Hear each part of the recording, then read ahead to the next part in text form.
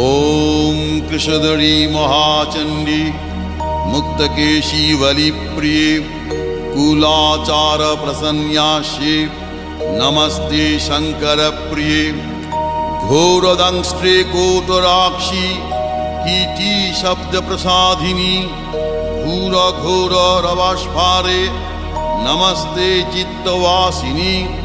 बंधुका पुष्प शंकाशे त्रिपुरे भयनाशिनी भाग्योदय समुत्पन्ने